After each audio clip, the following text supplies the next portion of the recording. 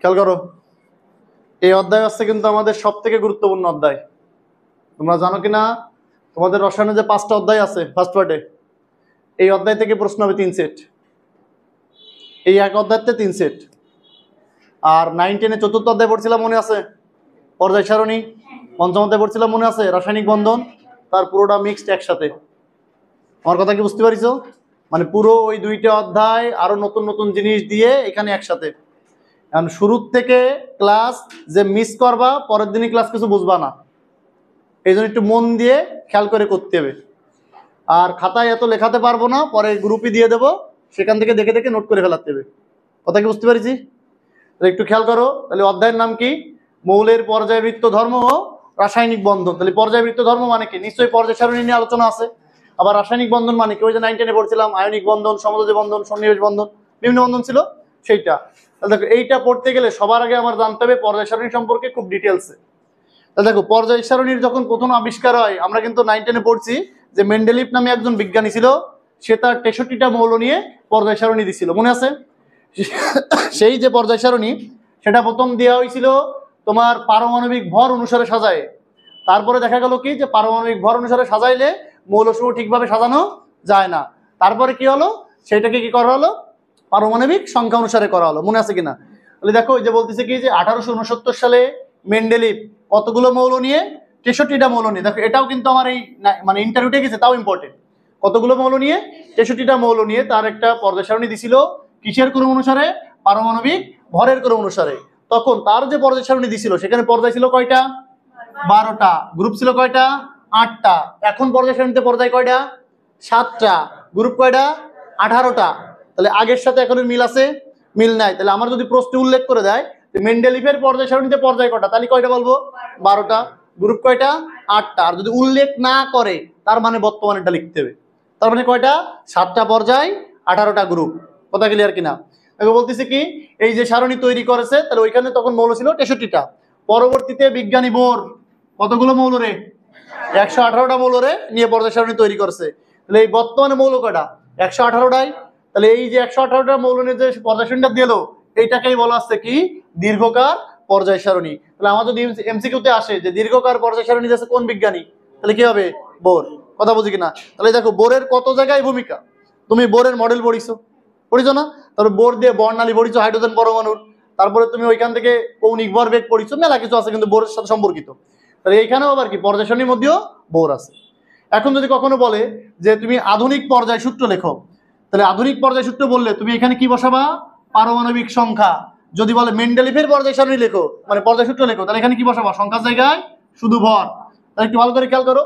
তাহলে বলা হচ্ছে কি, যে মৌলসমূহের ভৌত রাসায়নিক ধর্মাবলী তাদের পারমাণবিক সংখ্যা বৃদ্ধির পর্যায়ক্রমে আবর্তিত। এটা কিন্তু আধুনিক। আর যদি আগের কথা বলতাম, তাহলে এখানে কি বসাতাম? ভর বসাতাম। প্রশ্ন কিন্তু খেয়াল করে উত্তর দিও, যে আধুনিক চাইছে নাকি মেন্ডেলিভ চাইছে। মেন্ডেলিভ চাইলেই ভর, আধুনিক চাইলেই সংখ্যা। ক্লিয়ার? তাহলে এখন আমরা কি বলতেছি, যে পর্যায় সারণীর কিন্তু 9, 10 এ বৈশিষ্ট্য দেওয়া ছিল, মনে আছে? যে পর্যায় সারণীতে মোট বর্তমান পর্যায় সারণীতে 7টি পর্যায় আছে, 18টি গ্রুপ আছে। এটা আমাদের সবার জানা। তাহলে কয়টা পর্যায়? 7টি পর্যায়, 18টি গ্রুপ। এই পর্যায়গুলো বাম থেকে ডান দিকে সাজানো আছে, আবার গ্রুপগুলো উপর থেকে নিচে সাজানো আছে।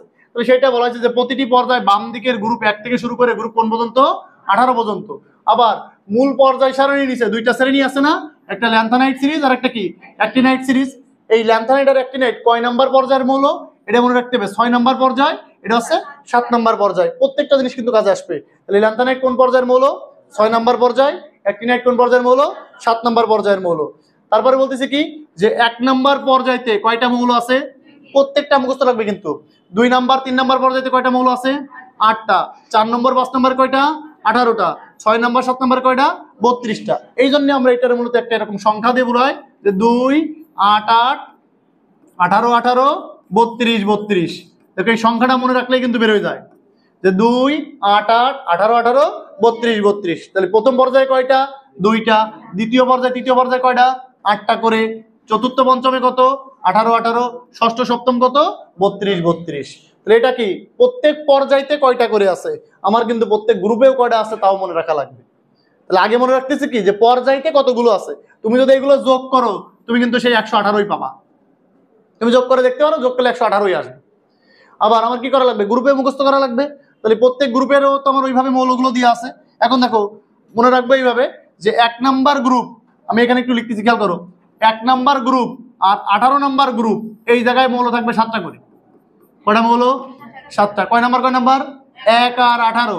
2 নাম্বার গ্রুপ আর 13 থেকে 17, এই জায়গায় মৌল থাকবে 6টা করে। তাহলে 1 আর 18 কয়টা করে মৌল আছে? 7টা করে। 2 থেকে আবার 13, 17, এর মধ্যে কতগুলো আছে? 6টা করে। তাহলে বাকি থাকলো কত? 3 থেকে 12, এদের প্রত্যেকটায় মৌল আছে 4টা করে। কি বলেছি? 1 আর 18 কয়টা মৌল? 7টা মৌল। 2 নাম্বার এবং 13 থেকে 17, তাহলে 13 থেকে 17 এর মধ্যে কত? 13, 14, 15, 16, 17, প্রত্যেকটাই কয়টা করে? 6টা করে।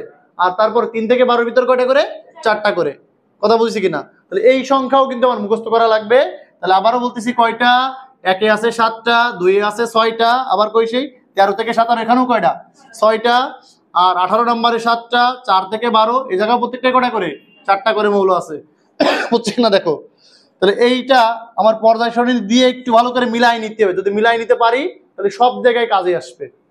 একটু খেয়াল করো, বুঝতে পারতেছো? ছবি বোঝা যাচ্ছে? দেখো এই ছবিতে যদি আমরা খেয়াল করি, এইটা হচ্ছে গ্রুপ 1 নাম্বার গ্রুপ।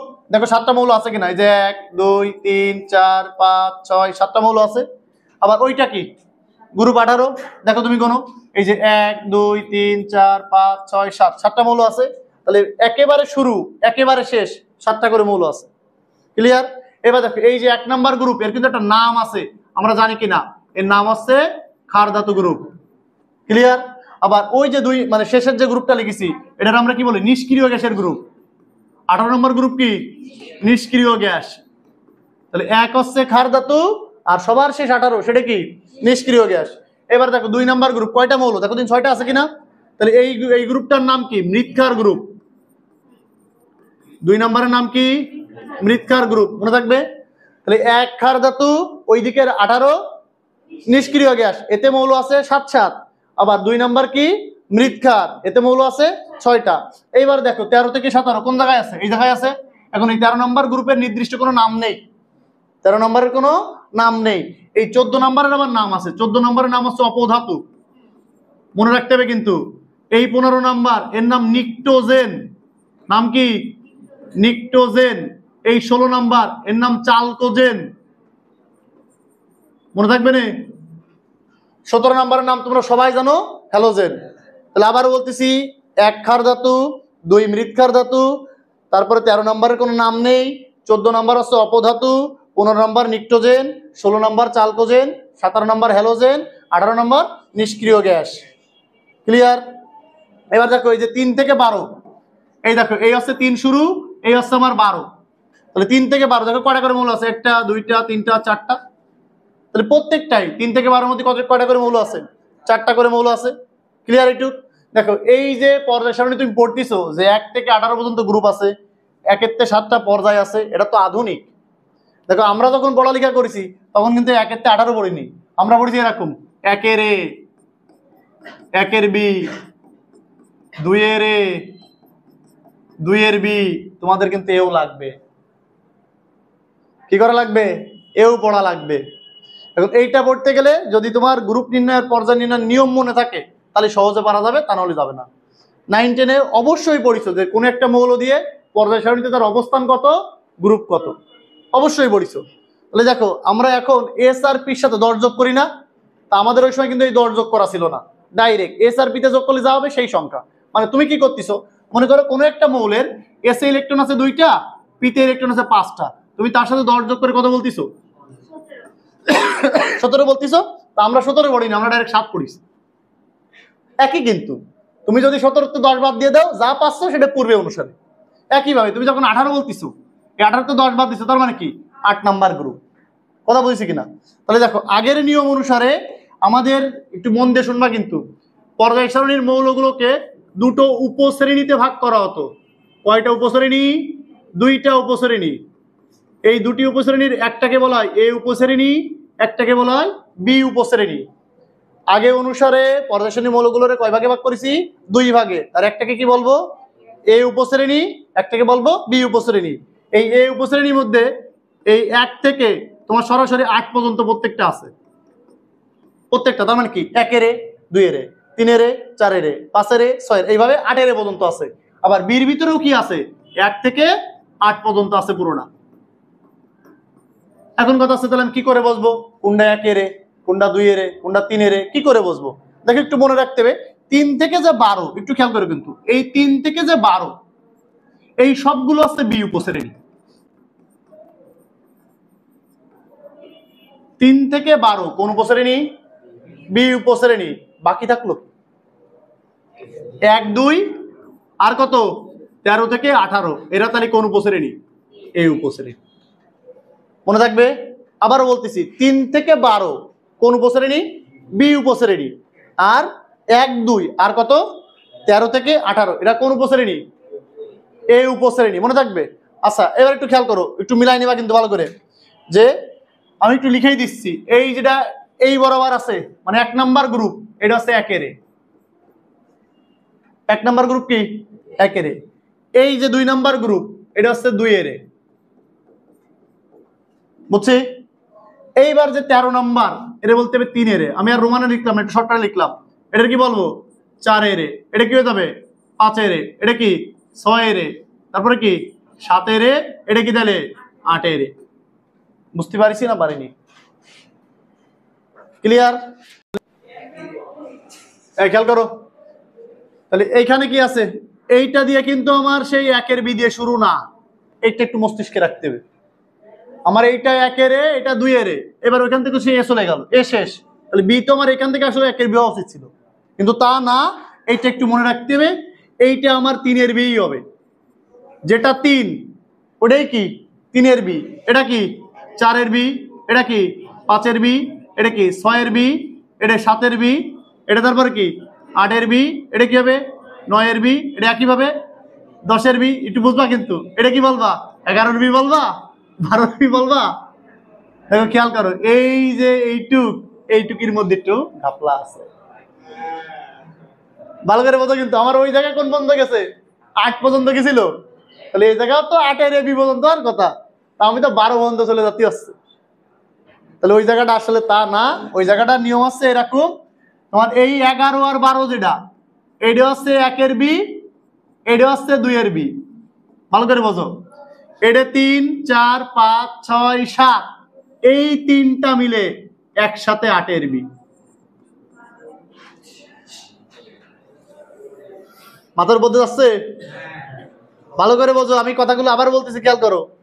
আমি প্রথমে বলেছি 1 নাম্বার গ্রুপ, 2 নাম্বার গ্রুপ আর 13 থেকে 18 এরা হচ্ছে এ গ্রুপ। কোনটা কোনটা? 1 2 13 থেকে 18 কি গ্রুপ? এ গ্রুপ। বি গ্রুপ কারা? 3 থেকে 12। 3 থেকে 12, তাহলে এগুলো কি গ্রুপ? B group. এখন বি গ্রুপের প্রথমটা কি? প্রথমটাই আছে 3 দিয়ে শুরু, তারপরটা কি 4 5 6 7 এই পর্যন্ত ঠিক আছে। এইবার এই যে 8 9 10 এই পুরোটাই আছে আমার 8 এর বি গ্রুপ। কত কত 8 9 10 পুরোটাই কি 8 এর বি। এটি আবার কি 1 এর বি, এটা কি 2 এর বি। মানে এখানে কিন্তু 3 থেকে শুরু করেছি, আমি কিন্তু 1 থেকে শুরু করিনি। কত থেকে শুরু করেছি? এটা 3, এটা 4, এটা 5, এটা 6, এটা 7, এই তিনটারে কি বলতেছি 8। এইবার এটা আবার কি 1, এটা আবার কি, বুঝেছি না বুঝিনি? তাহলে জিনিসটা কিভাবে একটু এলোমেলো, কিন্তু আগেরটা কিন্তু একটু এলোমেলো। এখন তো তোমার পরপর ধারাবাহিক আছে, পুরো বুঝে পেলাম। কিন্তু আমার এখন যখন ইলেকট্রোমিলাস করতে হবে, আমার কিন্তু 2 ভাবে আসতে পারে, আগের মতো আসতে পারে, এখনকার মতো আসতে পারে। বুঝতে পারছি কথা? তাহলে একটু খেয়াল করো, আমরা যদি এই কথাগুলো একটু নিচের দিকে নামাই, তাকে একটু বলা আছে যে ও আর শেষের দিকে একটা দেখাতে ভুলে গেছি, এই হচ্ছে সেই ল্যান্থানাইট সিরিজ, একটা নাইট সিরিজ। এটা তোমরা কিন্তু দেখিছো ছোটবেলাতেই দেখতেছো হিসাব করলে, যে এখানে কয়টা মৌল আছে 15টা মৌল আছে, এখানে কয়টা মৌল আছে 15টা মৌল আছে, তাহলে মোট কয়টা মৌল আছে এখানে 30টা মৌল আছে। বুঝি? এটা কিন্তু সবার জানার কথা যে আমাদের যে সকল মৌলগুলো ওই যে নিচে আছে, কোন থেকে কোথা, ল্যান্থানাম থেকে লুটেশিয়াম, এই নামগুলো জানতে হবে কিন্তু। এর নাম কি ল্যান্থানাম, এর নাম কি লুটেশিয়াম, মনে রাখতে হবে কিন্তু।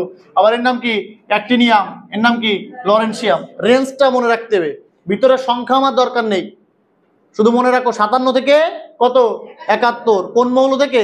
ল্যান্থানাম থেকে কোন পর্যন্ত? লুটেশিয়াম পর্যন্ত। একইভাবে পরেরটা কি অ্যাক্টিনিয়াম কত থেকে 89 থেকে কত 103, লরেন্সিয়াম পর্যন্ত। মাঝখানে কি আছে ও তোমার লাগবে না, তুমি শুধু এটা মনে রাখলেই হবে কততে শুরু কত শেষ। বুঝেছি? দেখো এবার আমার এখানে বলা আছে যে গুরুত্বপূর্ণ কিছু গ্রুপ। তাহলে গুরুত্বপূর্ণ গ্রুপের ভিতরে নিশ্চয়ই 9, 10-এও আমার বেশ কটা দিয়া ছিল। ক্ষার ধাতু, মৃৎ ধাতু ছিল, হ্যালোজেন ছিল, নিষ্ক্রিয় গ্যাস ছিলই। তাহলে সেই কটা আগে দিয়ে আছে। দেখো যে ক্ষার ধাতুর গ্রুপ, তারপরে কি মৃৎ ধাতুর গ্রুপ, তারপরে কি হ্যালোজেন, তারপরে কি নিষ্ক্রিয়। এই যে খেয়াল করো 18 মানে কি 8-এর, বুঝি কিনা? 17 মানে কি 7-এর, তারপরে কি 2 মানে কি 2-এর, মানে যা 2 তাই, এটাও কি 1 তো তাই, বুঝি কিনা? দেখো এখন এইগুলোর প্রত্যেকটার ভর সংখ্যাও লাগবে, পারমাণবিক সংখ্যাও লাগবে, যে কটা দিয়ে দিয়ে আছে ওই কয়টার। দেখো কিছু কিছুতে শুধু পারমাণবিক সংখ্যা আছে, কিছু কিছুতে ভর প্লাস পারমাণবিক আছে। তো যেগুলো ভর প্লাস পারমাণবিক আছে ওইগুলোর পুরোটা মুখস্থ করা লাগবে। কথা বুঝিছো? যেমন মনে করো এটা কি দিয়ে আছে, এটাই হাইড্রোজেনের কি পারমাণবিক সংখ্যাও 1, ভরও 1, ওটা আমার লাগবেই। লিথিয়ামের কত 3, 7, সোডিয়ামের কত 11, 23, পটাশিয়ামের কত 19, 39। এবার বাকি কটা আমার কি হলে শুধু পারমাণবিক সংখ্যা হলেই হবে। বুঝি? তাহলে বাকি তিনটা আমার কি পারমাণবিক সংখ্যা পড়লে আসছে, তাদের ভর কিন্তু আমার লাগবে না। তাহলে আমার এই প্রথম 4টে এদের কি লাগতেছে? অবশ্যই আমাদের ভরও লাগবে, পারমাণবিক সংখ্যা হলে। একইভাবে মৃৎ ধাতুর ভিতরে দেখো এই প্রথম 3টা কিন্তু আমার লাগতেছে। ক্যালসিয়ামেরও ভর লাগবে, পারমাণবিক সংখ্যা লাগবে। একইভাবে ম্যাগনেসিয়ামেরও লাগবে, ওইখানে বেরিলিয়ামেরও লাগবে। আর হ্যালোজেন গুলোর এই অ্যাস্টাটিন বাদে সবগুলো লাগবে। হ্যালোজেন খুবই গুরুত্বপূর্ণ সব সময়। তাহলে হ্যালোজেনের কি ফ্লোরিন, ক্লোরিন, ব্রোমিন, আয়োডিন প্রত্যেকটা লাগবে। এই আয়োডিনের 127 দিয়ে ম্যাথ করা লাগবে, মেলাগুলো ম্যাথ আছে। তারপরে আমার কি আছে নিষ্ক্রিয় গ্যাস, আর নিষ্ক্রিয় গ্যাসের ভর লাগে না, নিষ্ক্রিয় গ্যাসের তো পারমাণবিক সংখ্যা লাগে। কথা বলেছি? তোমরা যখন খাতায় নোট করবা ঠিক যেভাবে যেটাই ভর দিয়ে আছে সেটার ভর একবারে লিখে যাবা, কারণ পরবর্তীতেও কি করা লাগবে ওইটা আমার করা লাগবে। কথা বলছি কিনা? তাহলে এটা এখানে কয়টা গ্রুপ লিখেছি? 4টা গ্রুপ। তাহলে বাকি তো আর অন্যান্য গ্রুপ আছে, তাহলে বাকি গ্রুপগুলো কি? দেখো এই যে 13-র কোনো নাম নেই, 14 নাম কি ছিল অপধাতু, 15 নাম কি নিক্টোজেন, 16 নাম কি চালকোজেন, আর ওই 17, 18 তো পুরো দেখাইছি। বুঝেছি? তাহলে এই গ্রুপের ভিতরেও দেখো এখন তোমাদের কাজ আছে, এখানে আমি মৌলগুলো সব দিছি, কিন্তু সব মৌল লাগবে না এই জায়গা থেকে। এই জায়গাতে লাগবে বোরন, অ্যালুমিনিয়াম, এই 2টা মৌল লাগবে। জাস্ট নামগুলো আমি এক জায়গায় দিয়ে রাখিছি সবগুলো, যে আমার 13 নম্বর গ্রুপের মৌলগুলো কারা কারা। তাহলে আমার লাগবে কারে? বোরনকে লাগবে, অ্যালুমিনিয়ামকে লাগবে। একইভাবে এই যে 14 নম্বর গ্রুপের এটা সবগুলো লাগবে, এটা ভেরি ভেরি ইম্পর্টেন্ট। 14 সব লাগবে। কি কি আছে? Carbon, silicon, germanium, tin, lead. তাহলে আমার কিন্তু লেডের ভর লাগবে, তারপরে কি সিলিকনের ভর লাগবে, কার্বনের ভর লাগবে। এর কিন্তু প্রত্যেকটা মৌলই লাগবে মেলা জায়গায়, মানে প্রচুর কাজের এই প্রত্যেকটা মৌলের। এবার 5-এর ভিতরে কার কারে লাগবে? এই 3টা লাগবে। 5-এর ভিতর থেকে আর্সেনিকের শুধু পারমাণবিক সংখ্যা হলেই হবে, ভর লাগবে না। কিন্তু ফসফরাস আর নাইট্রোজেনের কি ভরও লাগবে, পারমাণবিক সংখ্যাও লাগবে। তারপরে আমার কি আছে গ্রুপ এই যে 16, তাহলে অক্সিজেন, সালফার, এই 2টা মূলত লাগবে, বাকিগুলো শুধু পারমাণবিক সংখ্যা পড়লেও আসছে, খুব বেশি আমাদের কোনো জায়গায় প্রয়োজন নেই। তারপরেও যদি মানে এই সমস্ত প্রশ্নকর্তার উপর নির্ভরশীল, যদি সে চায় তুমি পরীক্ষায় খারাপ করবা, তা সে যে কোনো একটা ভুলভাল মৌল দিয়ে দিতে পারে। ধরো তোমার যদি হঠাৎ করে বলা হয় পারমাণবিক সংখ্যা 52, আমি শিওর তুমি কোনো সময় মৌলটা কি আছে করতে পারবা না। আমার কথা কি বুঝেছো? এখন সে যদি ওই না দেয়, যত বলতো যে মানে 22, 20, 25, তাহলে তুমি অবশ্যই ব্যক্তি। যেই বলতেছে পারমাণবিক সংখ্যা 52, তুমি কিন্তু আর জানো না। যদি প্রশ্নকর্তা যদি চায় তোমার পাস করাবে না, তোমার কোনো ক্ষমতা নেই পাস করার। আমার কথা কি বুঝতে পারিস? তাহলে এই জন্য আমার টার্গেট কি, যেগুলো আমার সচরাচর সবসময় দরকার সেইগুলো যেন অন্তত আমরা সবসময় পারি। তাহলে আবারও বলতেছি, এই যে গ্রুপের মৌলগুলো আছে এর কোনোটারে বাদ দেওয়া যাবে না, প্রত্যেকটা খুব ভালো করে পড়বো। এই জায়গার কোনোটার অন্তত পারমাণবিক সংখ্যাগুলো বাদ দেবো না, আর ভরগুলো যেগুলো দিছি সেগুলো মুখস্থ করবো। অলরেডি আমার মনে হয় তোমার ক্ষার ধাতু, মৃৎ ধাতু মুখস্থ থাকার কথা, কারণ এগুলো 9, 10-এ ছিল। ক্ষার ধাতু, মৃৎ ধাতু, হ্যালোজেন, নিষ্ক্রিয় গ্যাস, এটা আমার 9, 10-এ অবশ্যই ছিল। এবার এইখানে তাহলে তোমার মুখস্থ করা লাগতেছে কি, এই যে আমার 13 নম্বর গ্রুপে বোরন, অ্যালুমিনিয়াম তুমি জানোই, ওটা নতুন না। এটা কার্বন, সিলিকন, এটাও কি নতুন না, এটাও তুমি জানো। একইভাবে নাইট্রোজেন, ফসফরাস, আর্সেনিক এবং তুমি জানো। তারপর ওইখানে কি অক্সিজেন, সালফার, ও তুমি জানো। তাহলে ওইখানে 3টা, এইখানে 2টা, এইভাবে মুখস্থ করা লাগতেছে। পরের ক্লাসে আমি এসে কিন্তু জিজ্ঞেস করবো অমুক গ্রুপের মৌল কটা কও, অমুক গ্রুপের মৌল কটা কও। আমার কথা কি বুঝতে পারিস? এক একজন একটা গ্রুপ জিজ্ঞেস করবো, ওই গ্রুপের মৌলগুলো কি কি। আর আবার করছি এগুলো ভুলে গেলেও আমি বেশি কিছু কব না, কিন্তু যে কটা দরকার সে কটা না পারলে সমস্যা। বুঝেছি একটু? দেখো এবার তারপরে আসি। বলা আছে অবস্থান্তর মৌল ছিল 9 10-এ।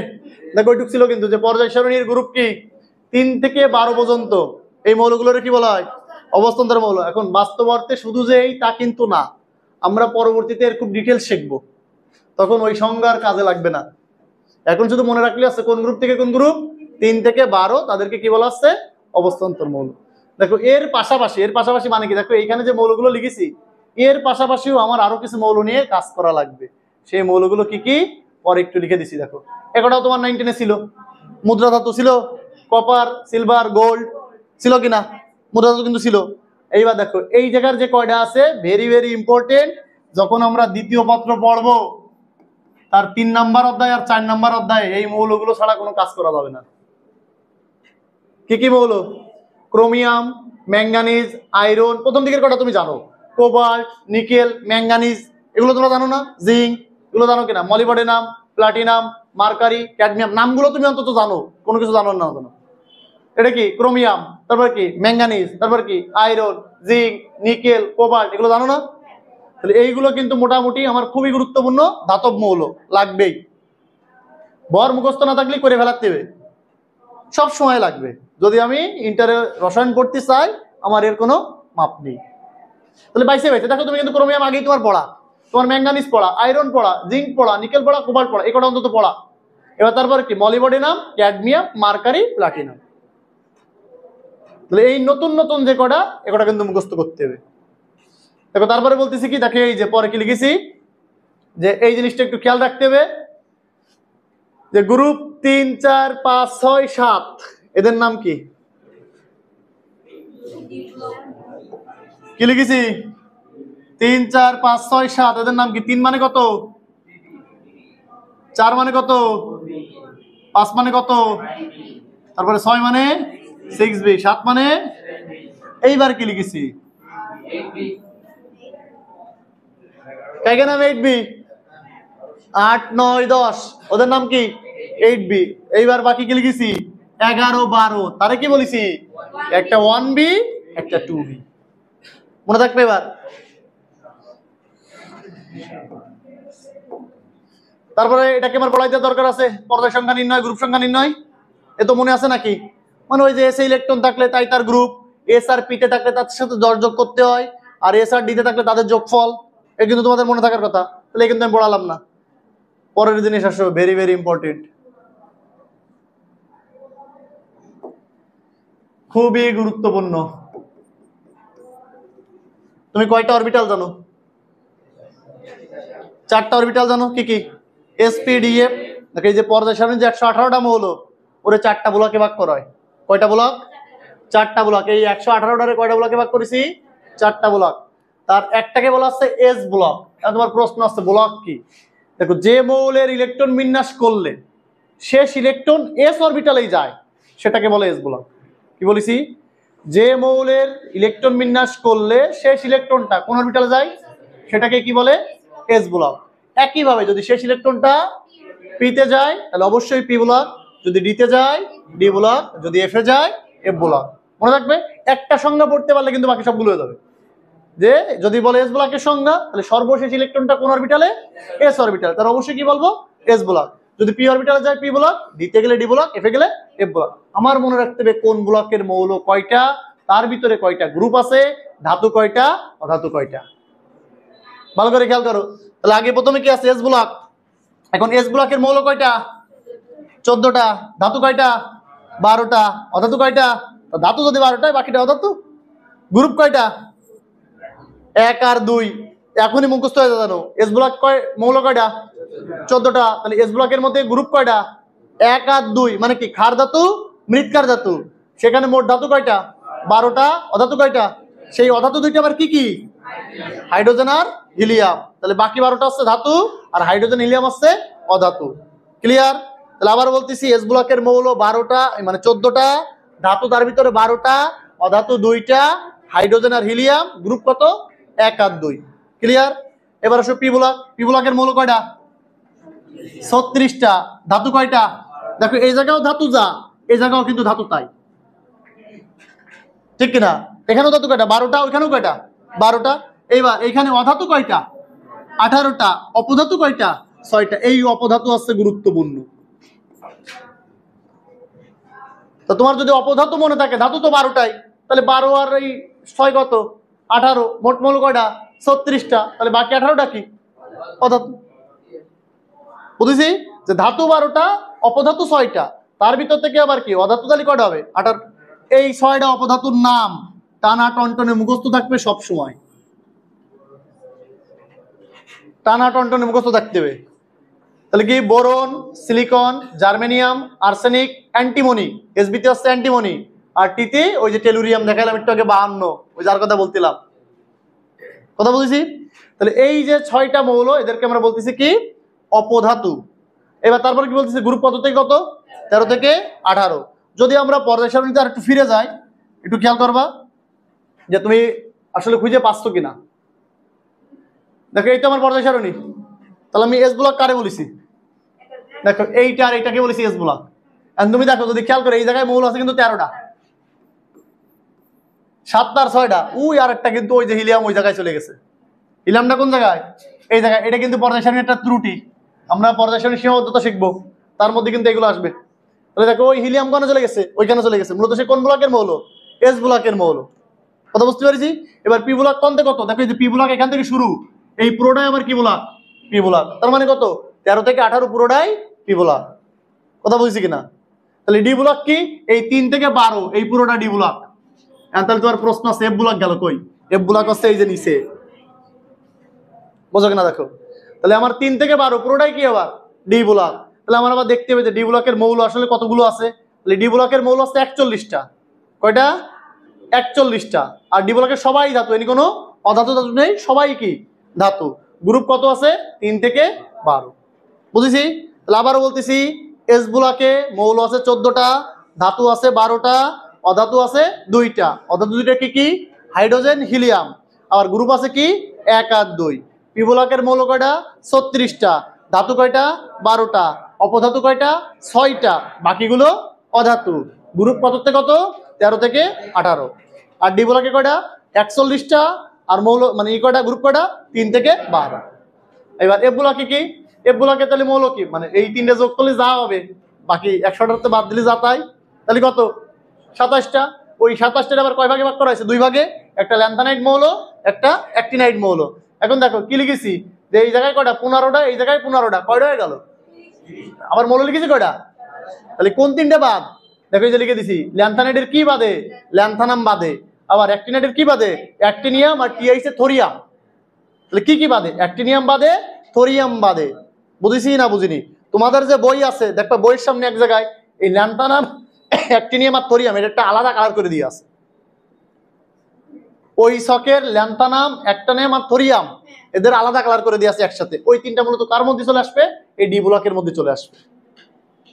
এখন তুমি বলতে পারো ভাই তাহলে এই ডি ব্লকের মধ্যে যে 41টা, আবার ওই 3টে যদি চলে আসে তাহলে তো 44টা হয়ে গেল। জিনিসটা আসলে ওই রকম না। আমি যখন ডি ব্লকের শ্রেণীটা দেখেছি, এইখানে এই জায়গাটায় ফাঁকা ছিল, এইখানে কোনো মৌল দিয়া ছিল না। একটু খেয়াল করে দেখো এই জায়গাটা, দেখো এই যে ল্যান্থানাম আর লরেন্সিয়াম যেটা লেখা আছে, এই যে এই জায়গাটা দেখো লুটেশিয়াম লেখা আছে এখানে, একটু খেয়াল করে দেখো। এই ল্যান্থানাম কিন্তু নেই, এই ল্যান্থানাম কিন্তু নেই, লেখা নেই। কিন্তু প্রকৃতপক্ষে 57 কিন্তু এনে থাকার কথা। এটা কি 56? এটা কি আর কথা? 57। কথা বুঝছো কিনা? একইভাবে এটা কি 88 না? এনে কি আর কথা? 89 এর কথা। এখন এখানে এই পুরোটারে একসাথে লিখে কিন্তু পরের মৌলটারে লিখেছে, শেষ মৌলটারে। মানে পুরো শেষ কত এই জায়গায়? 102। এখানে দেখো লিখেছে সেই 103। তার মানে কি এই যে 88-র পর থেকে 102 পর্যন্ত সব এর মধ্যে আছে। তাই একটা মৌল থাকে তার মধ্যে থাকবে, সেটা কোনটা? অ্যাক্টিনিয়াম থাকবে। আর এর মধ্যে কি থাকবে? ল্যান্থানাম থাকবে। তাহলে সহজ ভাষায় মনে রাখবো, ল্যান্থানাইড, অ্যাক্টিনাইডের মৌল 30টা। কথা ঠিক আছে? মৌল কয়টা? 30টা। কিন্তু যদি বলি এফ ব্লকের মৌল কয়টা? তাহলে 27টা। কোন 3টা না? Lanthanum, actinium, thorium. মনে থাকবে? তাহলে ব্লক কি ক্লিয়ার?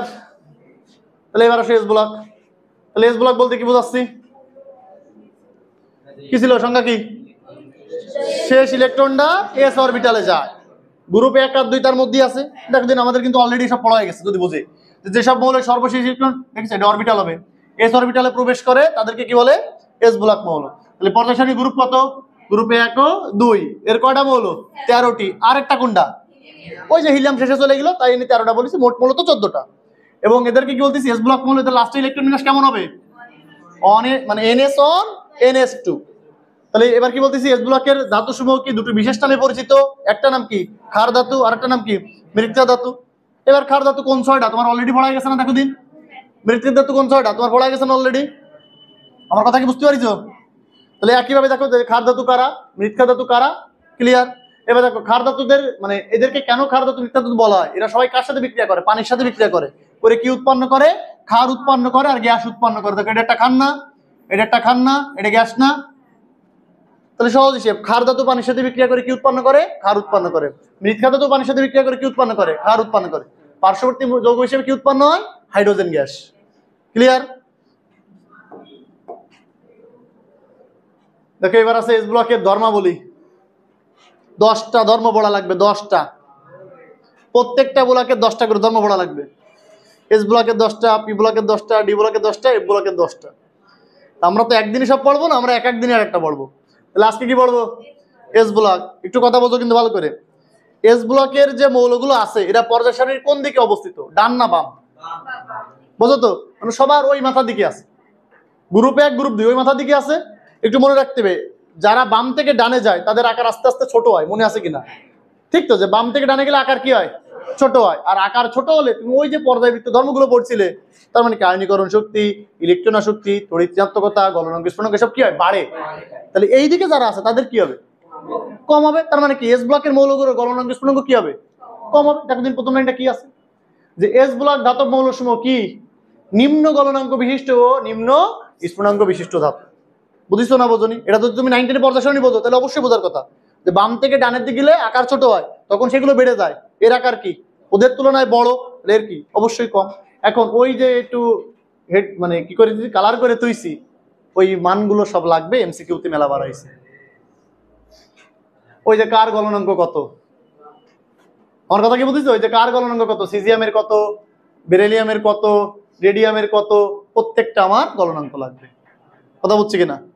এবার পরটা কি বলেছে, এস ব্লকের মৌলগুলো কেমন, নরম এবং নমনীয়। নরম মানে বুঝি তো? আচ্ছা তোমরা ই করিছো, বসি বানাইছো কোনোদিন? বসি বানাতে গেলে সীসা দিতে হয় জানো নাকি? দিছো? সীসা কি হাত দিয়ে বেঁকা চুলা ফেলা যায়? তো সেটাও কি নরম না? তাই এই সোডিয়াম ধাতু অনেক নরম। দেখো কি লিখা আছে, কি করা যায়, ছুরি দিয়ে কাটা যায়। সাধারণত ধাতুগুলো তো কঠিন হওয়ার কথা, আর কি ছুরি দিয়ে কাটার কথা, কিন্তু এস ব্লকের ধাতুগুলো কি হয়, নরম হয়। তারপরে কি বলেছি, যে গ্রুপ 1 এর ধাতু সমূহ একক ধনাত্মক। এই একক ধনাত্মক মানে কি, সোডিয়াম রে তুমি কি লিখতে, কয়টা চার্জ, ঠিক তো? আবার ম্যাগনেসিয়াম রে কি লিখতে, তার মানে কি একক ধনাত্মক দ্বিধনাত্মক। তাহলে একক ধনাত্মক কারা, গ্রুপ 1, দ্বিধনাত্মক কারা, গ্রুপ 2। বুঝি? এবার দেখো যখন আমি সোডিয়াম প্লাস লিখি তখন বলো দিন কয়টা ইলেকট্রন আছে, সোডিয়াম প্লাসে কয়টা ইলেকট্রন আছে, ঠিক তো? সোডিয়াম প্লাস লিখলে 10টা। একইভাবে যদি ম্যাগনেসিয়াম 2 প্লাস লিখতাম কয়টা, তাহলে একই জোড় না বেজোড়, ঠিক? তাহলে দেখো পরের পয়েন্টটা কি বলেছি, গ্রুপ 1 ও গ্রুপ 2 এর ক্যাটায়নে কোনো কি নেই, বিজোড় ইলেকট্রন নেই। তার মানে কি সব ইলেকট্রন কি জোড়। তাহলে জোড় ইলেকট্রন থাকলে আগে এই পয়েন্টটা বলে নাও, 5 নম্বরটা আগে বড়। জোড় ইলেকট্রন থাকলে তারে কি বলা হয়, ডায়াম্যাগনেটিক। নাম মনে রাখতে হবে, জোড় থাকলে তাকে কি বলে, ডায়া। যদি জোড় না থাকে, বেজোড় থাকে, তাকে বলে প্যারা।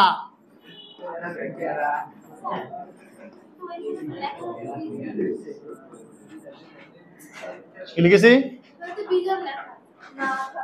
কোনে না থাকাই হবে, ক্যাটায়ন সময়ে বিজোড় ইলেকট্রন, ওই তো না থাকা হবে, না থাকা হবে, ও প্রিন্টিং মিস্টেক হতে পারে, ওটা কি হবে, না থাকায়।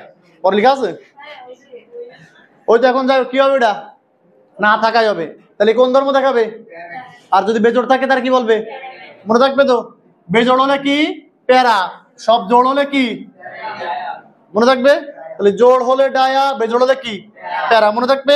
দেখো যেটা ডায়াম্যাগনেটিক তারে বলতে হবে বিকর্ষিত, ডায়াম্যাগনেটিক হলে কি বলতে হবে, প্যারাম্যাগনেটিক হলে বলতে হবে আকর্ষিত। এটা কি বোঝো তোমরা? বাস্তবে কিন্তু উদাহরণ আছে, বোঝো? ধরো তুমি সিঙ্গেল, তুমি নারী দেখলে আকর্ষণ করবা, তুমি কাপল, তোমার গার্লফ্রেন্ডের ভয়ে তুমি আর কারোর দিকে তাকাতে পারবা না, বুঝো? তার মানে কি গার্লফ্রেন্ড তোমার প্যারা দিল না, বুঝছো? তাহলে যাই হোক, তারপরে আসো দেখো পরেরটা খেয়াল করো। ও তাহলে এই পয়েন্ট, এবার 4 নম্বর পয়েন্টে দেখে নাও। এই হচ্ছে, খেয়াল করো, তাহলে বলতেছি কি যে কোনো বেজোড় ইলেকট্রন বা অযুগ্ম ইলেকট্রন না থাকায় এরা কি হবে? বর্ণহীন। আরো একটা কথা একটু মাথায় ঢুকায় নাও, যারা ডায়াম্যাগনেটিক তারা বর্ণহীন, যারা প্যারাম্যাগনেটিক তাদের বর্ণ আছে। কথা ক্লিয়ার? আবার এভাবেও তুমি বলতে পারো যে ধাতুর যোজ্যতা স্তরে কোনো বেজোড় ইলেকট্রন নেই, সে কখনো রঙিন যৌগ তৈরি করে না। কি বলেছি? যে ধাতুর যোজ্যতা স্তরে কোনো বেজোড় ইলেকট্রন নেই, সে কি করে না? রঙিন যৌগ তৈরি করে না। তাহলে এখানে আমার সোডিয়াম আর ম্যাগনেসিয়াম যদি আমি ধরতাম, তার কি আছে জোড় ইলেকট্রন, মানে বেজোড় ইলেকট্রন আছে? তাহলে সব তো জোড়, তাহলে সে কি করবে না? রঙিন যৌগ তৈরি করবে না। কিন্তু যদি তার সাথে রঙিন কোনো কিছু তুমি দাও, তাহলে ওই যে রঙিন জিনিসটা দিচ্ছ তার রং সে দেখাবে। দেখো কি বলা আছে যে বর্ণহীন, কিন্তু ব্যতিক্রম হলো কি এদের সাথে বর্ণযুক্ত কি আয়ন, ঋণাত্মক আয়ন বিশিষ্ট কি থাকতে পারে? ডাইক্রোমেট থাকতে পারে, ক্রোমেট থাকতে পারে, ম্যাঙ্গানেট থাকতে পারে, পারম্যাঙ্গানেট থাকতে পারে ইত্যাদি। থাকলে তারা কি হবে? রঙিন হবে, মানে ওদের যে রং সেই রংটা সে দেখাবে। বুঝছি কথা? দেখো তারপর কি আছে যে গ্রুপ 1 এর ধাতু সমূহের আয়নীকরণ শক্তি কি হবে? তো এটা তো তুমি জানোই যে বাম থেকে ডান, তাহলে ওখানে আছে বামে আছে, তাহলে আয়নীকরণ শক্তি সবচেয়ে কি হবে? কম হবে। বুঝি? তারপরটা কি আছে যে এস ব্লক মৌলসমূহ কি তীব্র তড়িৎ ধনাত্মক। এই পরের টা কিন্তু আবার পরীক্ষা মেলা করে বেড়াইছে যে এস ব্লকের মৌলসমূহ কি তীব্র বিজারক। তাহলে ওই অপশানে আসে তীব্র জারক, তীব্র বিজারক, মৃদু জারক, মৃদু বিজারক। তাহলে কি হবে? তীব্র বিজারক। আচ্ছা বিজারক কি করে? ইলেকট্রন দান করে না গ্রহণ করে? দান করে। তার মানে কি ক্ষার ধাতুগুলো সহজে ইলেকট্রন দান করবে, এই জন্য তারা কি হবে? তীব্র বিজারক হবে। বুঝছি কিনা?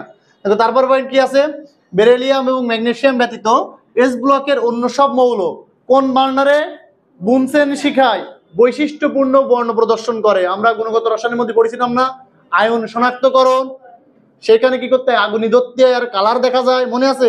তোমাকে মুখস্থ করাইলাম খালি চোখে, আবার কি কোবাল্ট গ্লাসে, মনে আছে সে কালার? তাহলে এই জায়গায় কোন কোন মৌল কালার দেখাবে না? কি কি দেখাবে না? বেরিলিয়াম দেখাবে না, ম্যাগনেসিয়াম দেখাবে না, ওইভাবে বাকি সবাই দেখাবে। এখন কথা আছে কেন দেখাবে না? একবারে কথা উত্তর, আকার ছোট। কইছে আকার ছোট হলে তারা দেখাবে না। কথা কি বুঝেছি? আকার ছোট হলে তারা কি করবে না? দেখাবে না। এখন তুমি যদি বলো যে আকার ছোটের সাথে সম্পর্ক কি? আচ্ছা আকার ছোট হলে নিউক্লিয়াস থেকে বাইরের ইলেকট্রনের প্রতি আকর্ষণ বেশি না কম? বেশি। তাহলে ওই ইলেকট্রনটাকে সহজে কি ত্যাগ করানো যায়? তাহলে সেখানে অনেক বেশি শক্তির প্রয়োজন হয়, তাহলে ওই শক্তিটা বুনসেন বার্নারের সাহায্যে পাওয়া যায় না। এই কারণে কি করা যাবে না? তাদেরকে আমার কালার তৈরি করানো যাবে না। বুঝেছি? আবার তারপর একটা জিনিস আছে দেখো যে বেরিলিয়াম ব্যতীত অন্য সব ধাতু কোন যৌগ গঠন করে? তাহলে কে করে না? তাহলে দেখো আমরা দুইটা ব্যতিক্রম পাচ্ছি কিন্তু এনি কি কি, যে বেরিলিয়াম কালারও দেখাবে না, বেরিলিয়াম আয়নিক যৌগ তৈরি করবে না। তাহলে কোন যৌগ তৈরি করবে? সাধারণত ধাতু হলে তার তৈরি করার কথা কি আয়নিক, কিন্তু ধাতু হওয়া সত্ত্বেও কি করবে? সমযোজী করবে। কথা কি বুঝেছি? তাহলে এই হচ্ছে আমার কি এস ব্লকের 10টা বৈশিষ্ট্য। আমার কিন্তু 10টা বৈশিষ্ট্যই মুখস্থ লাগবে। দেখো তারপর একটা জিনিস আছে এস ব্লকের বিক্রিয়া। এস ব্লকের বিক্রিয়া ভালো করে দেখো, এগুলো তোমরা সব পারো, আমার বিশ্বাস সবাই পারো। আগে দেখো তুমি বিক্রিয়াগুলো। প্রথমটা কার সাথে বিক্রিয়া? সোডিয়ামের সাথে ক্লোরিনের বিক্রিয়া কি হয়? এ আমার করাই দেওয়া লাগে। এটা কি কি বিক্রিয়া হয়? দেখো এইটা একটু মনে রাখতে হবে, কার্বাইডের গঠনটা। তুমি হয়তো বলতে পারো স্যার আমি Na2C2 আমি 2 কাটিয়ে দেবো, হবে না, ওটা আমি রাখতে হবে, হবে না। কিছু যৌগ আছে যাদের পরিবর্তনশীল যোজনী আছে, তাদের ক্ষেত্রে ওই সংখ্যা কখনো কাটা যাবে না। আমার কথা কি বুঝেছো? এইখানে কিন্তু এটা কাটার কোনো সুযোগ নেই। আবার বলে দিচ্ছি এরাম আছে এরামই লিখতে হবে। ওই যোজনীয় নিয়ে একই আছে সোডিয়ামের। আমার কথা কি বুঝেছো? এখন যাই হোক, এইখানে যোজনী তুমি কখনোই এখানে কেটে দিয়ে NaC লিখতে পারবা না, এটা যেন মনে থাকে। এবার পরে কি আছে? নাইট্রোজেনের সাথে বিক্রিয়া, আর নাইট্রোজেনের যোজনী তো 3, সোডিয়ামের কত 1। দেখো ঠিক আছে, কিন্তু কোনো সমস্যা নেই। পরেটা কি? পানির সাথে বিক্রিয়া। পানির সাথে বিক্রিয়া তো একটু আগে দেখলাম, ক্ষার হবে। তারপরটা কি বিক্রিয়া কার সাথে? HCl এর সাথে। তাহলে কি উৎপন্ন হবে? NaCl উৎপন্ন হবে। দেখো এই বিক্রিয়া যে বোঝে সে এই বিক্রিয়া অটোমেটিক ভাবে বুঝবে না। ম্যাগনেসিয়ামের সাথে ক্লোরিন দিলে কি হয়? Magnesium chloride. একইভাবে অক্সিজেনের সাথে দিলে ম্যাগনেসিয়াম অক্সাইড, কার্বনের সাথে দিলে কার্বাইড। একটু খেয়াল করো কিন্তু ওই জায়গায় কি আছে? MgC2। এটা কি? Na2C2। সংকেত যেন ভুল না হয়। পরেরটা কি? নাইট্রোজেনের সাথে বিক্রিয়া। দেখো বোঝো কিনা? ম্যাগনেসিয়ামের 2, নাইট্রোজেনের কাছে, নাইট্রোজেনের 3, ম্যাগনেসিয়ামের কাছে। তারপরটা কি? পানির সাথে বিক্রিয়া করলে আবার কি? ক্ষার। অ্যাসিডের সাথে বিক্রিয়া করলে কি? আবার সে লবণ। বুঝছো কিনা দেখো? এই কিন্তু 9-10 এর বিক্রিয়া, পুরোটা 9-10 এর বিক্রিয়া। ক্লিয়ার? আর 2টা বিক্রিয়া শিখবো মাত্র, অল্প একটু। দেখো এই যে এটুক পড়লে শেষ। কি আছে? নাইট্রাইড ও কার্বাইডের আদ্র বিশ্লেষণ। তাহলে নাইট্রাইড মানে কি? কেবলই দেখলাম না, নাইট্রাইড বানালাম না কেবলই, আর কি বানালাম? কার্বাইড। এদের সাথে কার বিক্রিয়া? তোমার মূলত মনে রাখতে হবে এই নাইট্রাইড আদ্র বিশ্লেষিত হয়ে কোন গ্যাস উৎপন্ন করে। একইভাবে কার্বাইড আদ্র বিশ্লেষিত হয়ে কোন গ্যাস উৎপন্ন করে? ওটার নাম আছে ইথাইন বা অ্যাসিটিলিন। ইথাইন বা অ্যাসিটিলিন, মনে থাকবে? ইথাইন বা অ্যাসিটিলিন। আবার করছি, প্রশ্নটা কিরাম? ম্যাগনেসিয়াম নাইট্রাইড আদ্র বিশ্লেষিত হয়ে কোন গ্যাস উৎপন্ন করে? Ammonia gas. আবার ম্যাগনেসিয়াম কার্বাইড আদ্র বিশ্লেষিত হয়ে কোন গ্যাস উৎপন্ন করে? Ethyne gas. বুঝছো কিনা দেখো?